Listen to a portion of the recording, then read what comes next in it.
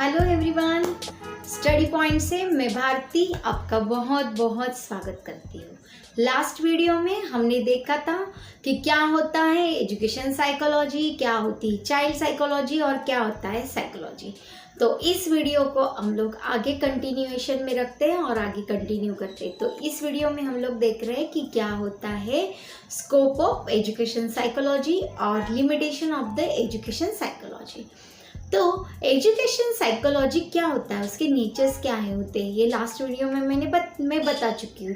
लेकिन फिर भी education psychology is the psychology that relate to the education. जो एजुकेशन से रिलेटेड है वो psychology under the education psychology के अंदर आती है। तो एजुकेशन साइकोलॉजी देखा जाए तो स्पेसिफिकली स्टूडेंट के लिए बनी गई है। तो एजुकेशन किसे देना है, तो स्टूडेंट को देना है। कौन दे रहा है, तो टीचर दे रहे हैं। कौन सिस्टम बना रहा है, तो एजुकेशनल प्रोग्राम ये सब चीज़ों को सिस्टम कर रहा है, हैंडल कर रहा है। तो एजुकेशन ये ऐसा छोटा सा पॉइंट नहीं कि जिसे हम लोग बता दिए हो गया। तो एजुकेशन के पीछे बहुत सारी साइंटिफिक रीज़न होना बहुत ज़रूरी होता है और एजुकेशन उसी को बोलते हैं जिसका एक साइंटिफिकल रीज़न है। उसे हम लोग एज अ साइंस ले सकते हैं। जो जहाँ तक की बात है साइंस की, तो साइंस को कैसे होता है कि हर चीज़ प्रूव कर सकते हैं। साइंस मतलब क्या, ये चीज़ हम लोग प्रूव कर सकते हैं। लेकिन एजुकेशन में ऐसा नहीं कि हम लोग प्रूव नहीं कर सकते, लेकिन it has a scientific base also. और education is not a complete science but it has a scientific base. तो ये बहुत ज़रूरी होता है। तो जहाँ तक की बात है एजुकेशन की, तो एजुकेशन अगर बच्चे को देना है तो उसके पहले एजुकेशन टीचर को भी लेना होता है। टीचर को भी एक मॉडर्न टीचर होना चाहिए होता है, जो कि डेवलपमेंट के अंदर हो। ऐसा टीचर कि जो कंटिन्यूसली जो हमारे सिस्टम में है, जो अपडेटेड है, जो चीज़ें वो कंटिन्यूस डेवलपमेंट में सीखता आ रहा है और जो नई चीज़ें, नया एजुकेशन सिस्टम के अंदर नई नई एक्टिविटीज़ को लेके आ रहा है, ये सब चीज़ें हमें एजुकेशन साइकोलॉजी सिखाती है या एजुकेशन साइकोलॉजी के अंदर इंक्लूड होते। तो एजुकेशन साइकोलॉजी ये चीज़ें हमें बताता है कि क्या टीचर कैसी होनी चाहिए, बच्चा कैसा होना चाहिए, बच्चे का स्टडी कैसा किया जाएगा, कौन से स्टेज एंड कौन से लिमिटेशन उसके ऊपर आते हैं, ये सब चीज़ें एजुकेशन साइकोलॉजी के अंदर आती है। तो there are some major area जहाँ की बात है कि एजुकेशन ज़्यादा से ज़्यादा फोकस करता है, जैसे कि ह्यूमन डेवलपमेंट एंड ग्रोथ। तो ह्यूमन की डेवलपमेंट एंड ग्रोथ होने के लिए एजुकेशन साइकोलॉजी क्या करता है, एजुकेशन सिस्टम उसके ऊपर फोकस ऑन करता रहता है। एजुकेशन साइकोलॉजी उसके ऊपर ज़्यादा से ज़्यादा ध्यान देता है। द सेकेंड पॉइंट होता है लर्निंग की। तो there are two types of learning themselves and learning by the teacher. तो ये लर्निंग भी कैसी पढ़ाई है, किस तरीके से पढ़ा रहे, पॉजिटिव वे है, निगेटिव वे है, कौन सी मेथड यूज़ कर रहे हैं, लर्न क्या कर रहा है बच्चा, ये चीज़ें भी एजुकेशन साइकोलॉजी के अंदर ही इंक्लूड हो जाती है। द नेक्स्ट पॉइंट होता है कि पर्सनालिटी एंड डेवलपमेंट। तो पर्सनालिटी एंड एडजस्टमेंट। और पर्सनैलिटी एंड एडजस्टमेंट ऐसे पॉइंट है कि हर व्यक्ति के पास होती है। तो हर एक व्यक्ति की अलग अलग पर्सनालिटी होती है, एडजस्टमेंट करने के तरीका भी होता है। क्या होता है एडजस्टमेंट, मैं आगे वाले वीडियो में आपको मतलब नेक्स्ट पॉइंट जब भी आएगा तभी और अच्छे से बताएगी। तो एडजस्टमेंट एंड पर्सनालिटी भी ऐसी एक चीज़ है जो हमारे लिए बहुत इम्पॉर्टेंट होती है। हर सक्सेसफुल पर्सन के पीछे ये दो चीज़ें बहुत अच्छे से होती है, या सक्सेसफुल पर्सन बनना है हमारे लाइफ में तो ये दो चीज़ें आनी चाहिए, दो चीज़ें हमारे पास होनी चाहिए, क्योंकि पर्सनालिटी एंड दूसरी चीज़ है कि एडजस्टमेंट। देन फोर्थ पॉइंट है मेजरमेंट एंड इवोल्यूशन। ये सबसे इम्पोर्टेंट पॉइंट होता है टीचर के लिए और पेरेंट के लिए भी। अगर बच्चा क्या कर रहा है, उसका डेवलपमेंट किस तरीके से हुआ है, बच्चे ने कितना इम्प्रूवमेंट कर लिया खुद के अंदर, उसके बिहेवियर के अंदर क्या क्या चेंजेस हुए, वो कितना डेवलपमेंट कर चुका है, ये सब चीज़ें पेरेंट को और टीचर को कैसे समझेगी, जहाँ कि अगर बच्चे की इवोल्यूशन से समझेगी, उससे मेजरमेंट करने के बाद ही समझेगी। तो फिफ्थ पॉइंट होता है technique and methods in education psychology. तो देखो एजुकेशन साइकोलॉजी है, education system is a developing thing कि जो रोज नया नया होता है उसके अंदर बहुत सारे चेंजेस हुए, डेवलप होते आ रहा है। कि जैसे देखा जाए तो मॉडर्न एजुकेशन सिस्टम बहुत ज़्यादा डेवलप हो चुका है। 1920 से एजुकेशन साइकोलॉजी के ऊपर स्टडी किया जा रहा है, मतलब 40 to 50 ईयर्स से हम लोग ज़्यादा से ज़्यादा almost not 40 to 50, more than 40 to 50 years से हम लोग एजुकेशन साइकोलॉजी के ऊपर ज़्यादा से ज़्यादा स्टडी कर रहे हैं। एजुकेशन साइकोलॉजी को ज़्यादा से ज़्यादा इम्पोर्टेंस देने लगे। एजुकेशन साइकोलॉजी अटेंड उसके कुछ डिफाइन और कुछ फॉर्म आए हैं। तो किस चीज़ों को, किस सब्जेक्ट को वो ध्यान में रख के, कौन से सब्जेक्ट को इम्पोर्टेंस देते हुए, कौन सी मतलब एजुकेशन साइकोलॉजी किस तरीके से स्टडी करता है, तो एक्चुअल में देखा जाएगा तो 4 पॉइंट है। तो 4 पॉइंट्स के ऊपर वो ज़्यादा से ज़्यादा फोकस ऑन करता है एजुकेशन साइकोलॉजी। तो पहली थिंग है कि चाइल्ड और स्टूडेंट। दूसरी चीज़ है कि प्रोसेस ऑफ टीचिंग, कि टीचिंग की कैसी प्रोसेस होनी चाहिए और लर्निंग किस तरीके से होना चाहिए, इसके ऊपर वो फोकस ऑन करता है। तो टीचर की क्या क्या मेथड होनी चाहिए, कौन सी मेथड उसने यूज़ करनी चाहिए टीचिंग के अंदर, तो ये चीज़ें भी एजुकेशन साइकोलॉजी के अंदर आती है। और द 4th पॉइंट है कि इवोल्यूशन, जो इवोल्यूशन की जो टेक्निक्स है, मेथड्स है, ये भी एजुकेशन साइकोलॉजी के अंदर आती है। तो child the process of education should be process of education should be child concern. जो भी हम लोग एजुकेशन दे रहे वो चाइल्ड को फोकस ऑन या सेंट्रिक में रख के हम लोग उसके ऊपर एजुकेशन देते हैं। मीन्स कि हम लोग अगर बच्चा है, suppose he is a 4 year old child, तो उसी के हिसाब से उसके स्टेज को ध्यान में रख के उसे एजुकेशन देना है, उसके एक्टिविटीज़ को भी प्लान करना उस हिसाब से। तो मतलब कि उस बच्चे की वेरियस स्टेज एंड डेवलपमेंट को देख के, उसके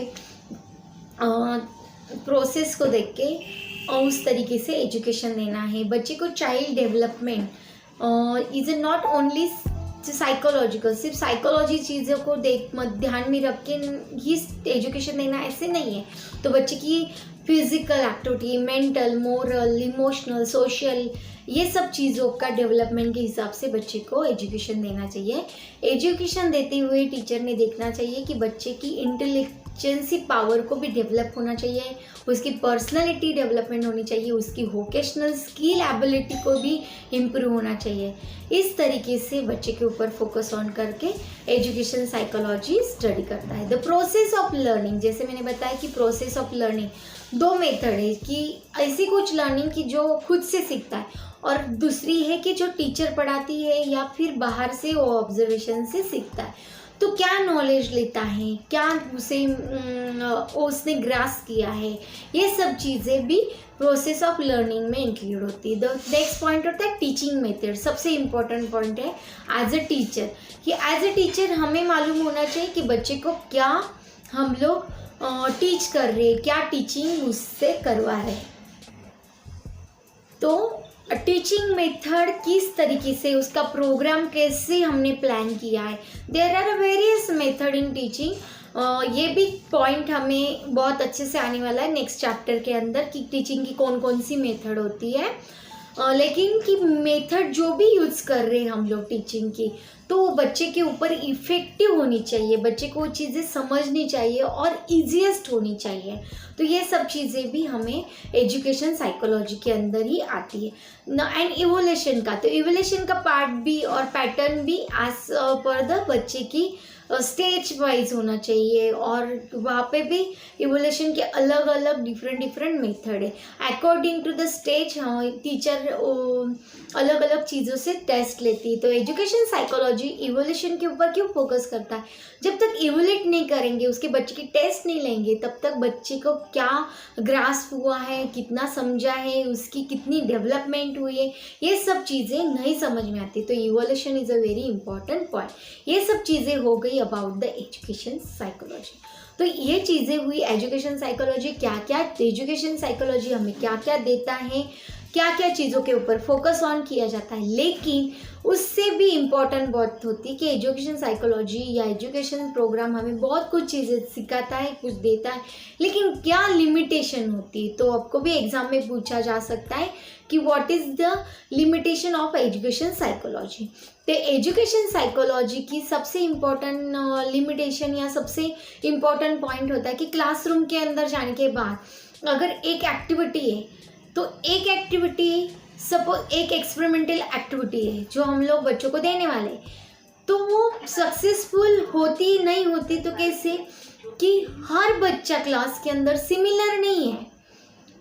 किसी की इंटेलेक्चुअल पावर अलग है, ग्रास्पिंग पावर अलग है, किसी के आईक्यू लेवल हाई है, कोई डल है, या किसी का मूड नहीं होता है। ऐसे डिफरेंट टाइप के बच्चे होते हैं जो उनका एडप्टेशन पावर भी अलग अलग तरीके से होता है। तो ये भी लिमिटेशन हमें एजुकेशन साइकोलॉजी में आती है। द सेकेंड पॉइंट की टाइम। द टाइम एक ऐसी पॉइंट है कि teacher wants to give more and more information to student, बहुत कुछ देना चाहती है, नॉलेज हो, इंफॉर्मेशन हो, बहुत अलग अलग टेक्निक को यूज़ करना चाहती है क्लास के अंदर, लेकिन उसके पास टाइम का भी लिमिट होता है। जैसे होता है ना कि टीचर के पास टीचर को बहुत कुछ देना है लेकिन 40 मिनट्स का ही टाइम है उसके पास, या फिर कुछ चीज़ें हो अलग वे से कुछ बताना चाहती है लेकिन टाइम ही अलग से एक प्रॉब्लम आ जाता है, तो टाइम ख़त्म हो जाता है, टाइम कम पड़ता है। तो ये सब चीज़ें भी जब रियल एक्चुअल में जब क्लासरूम में जाओगे तो आपको ये चीज़ें भी अच्छे से समझ आएगी कि हमारे पास टाइम कम पड़ता है, हम देना बहुत कुछ चाहते हैं लेकिन टाइम लिमिट के वजह से भी वो चीज़ें बच्चों तक देने के लिए डिफ़िकल्टी आती है।